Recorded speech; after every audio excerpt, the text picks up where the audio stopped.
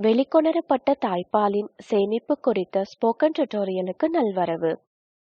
இந்த டியூட்டோரியலில் நாம் வெளிக்கொணரப்பட்ட தாய்ப்பாலை பிற்கால பயன்பாட்டிற்கு எவ்வாறு சேமிப்பது என்று கற்கப் போகிறோம். இப்போது தொடங்குவோம்.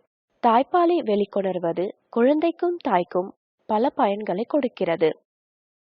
இதே தொடரின் மற்றொரு டியூட்டோரியலில் கைமுறையாக தாய்ப்பாலை வெளிக்கொணர்வது விளக்கப்பட்டுள்ளது. வெளிக்கொணரப்பட்ட தாய்ப்பால் பாதுகாப்பாக வைக்கப்பட வேண்டும். அவ்வாறு செய்வது குழந்தைக்கு அதன் உயர்தரத்தை பராமரிக்கும். தாய்ப்பாலை கையாளுவதற்கு முன் தாய் சோப்பு மற்றும் தண்ணீரில் கைகளை கழுவி பின் சரியாக உலர்த்திக் கொள்ள வேண்டும். தாய்ப்பாலை சேமிக்க தாய் மூடப்படக்கூடிய அகல வாய் கொண்ட ஸ்டீல் அல்லது கண்ணாடி பாத்திரத்தை பயன்படுத்த வேண்டும். ஸ்டீல் பாத்திரங்கள் பரிந்துரைக்கப்பட்டாலும் சில இடங்களில் கண்ணாடி பாத்திரங்களை நாம் பயன்படுத்துவோம். பாத்திரத்தில் இருக்கும் பாலை தெளிவாக காண இது உதவும். அடுத்து தாய் தேர்ந்தெடுக்கப்பட்ட பாத்திரத்தை சோப்பு மற்றும் தண்ணீரில் கழுவ வேண்டும். அதன் பிறகு அவள் பாத்திரங்களை கொதிக்கும் நீரில் குறைந்தது 10 நிமிடங்கள் வைத்திருக்க வேண்டும். பின்னர் அவள் பாத்திரங்களை முழுவதுமாக உலர வைக்க வேண்டும் அல்லது பயன்படுத்தப்படாத சுத்தமான துணியால் துடைக்க வேண்டும்.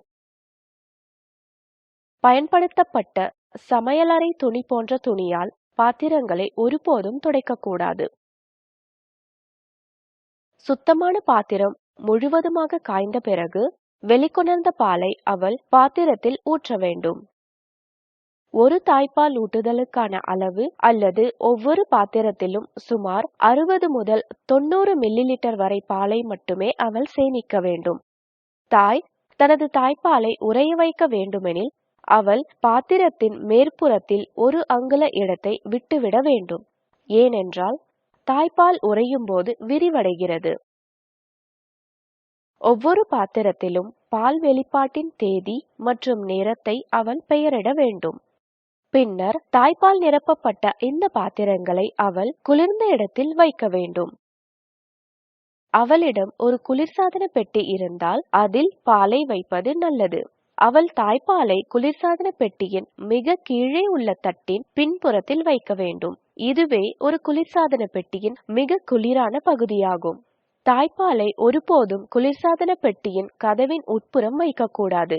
குறைந்த வெப்பநிலையில் வைப்பது நீண்ட நாள் கெடாமல் இருக்க உதவும். தாய்ப்பாலை 7 நாட்கள் வரை குளிர்சாதன பெட்டியில் சுத்தமான நிலையில் பாதுகாக்க முடியும்.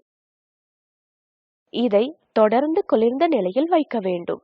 அடிக்கடி குளிர்சாதன பெட்டியின் கதவு திறக்கப்படுவதால் வெப்பநிலை அதிகரிக்கும் என்பதை நினைவில் கொள்ளவும்.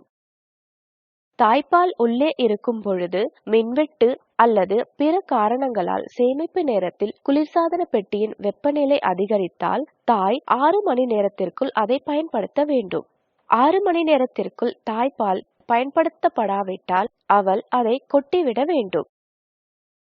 குளிர்சாதன பெட்டி இல்லை என்றால் தாய்ப்பாலை 6 மணி நேரம் வரை பாதுகாப்பான, குளிர்ந்த மற்றும் இருண்ட இடத்தில் வீட்டில் வைக்க வேண்டும்.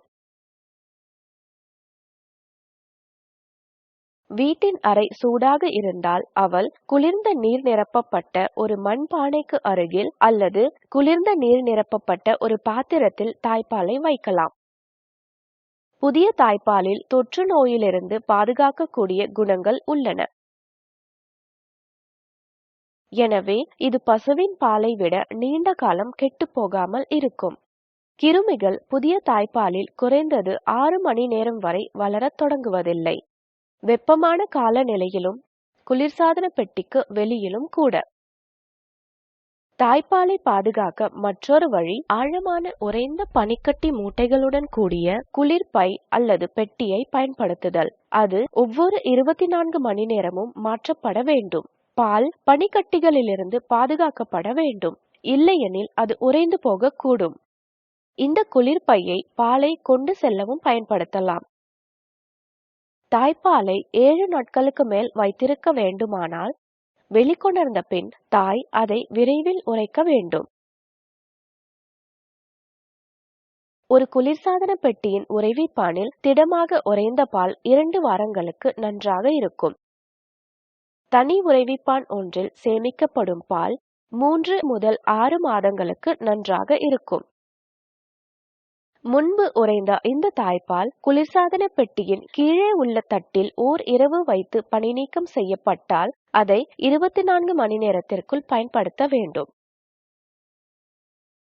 அது குளிர்சாதன பெட்டியின் வெளியே பனி நீக்கம் செய்யப்பட்டால் அதை 2 மணி நேரத்திற்குள் பயன்படுத்த வேண்டும். மற்ற டுடோரியல்களில் நாம் பின்வருவனவற்றை விளக்கியுள்ளோம். குழந்தை குடிப்பதற்கு ஏற்ப சேமிக்கப்பட்ட தாய்ப்பாலை எப்படி தயாராக வைப்பது மற்றும் வெளிக்கொணரப்பட்ட தாய்ப்பாலை குழந்தைக்கு எப்படி கொடுப்பது.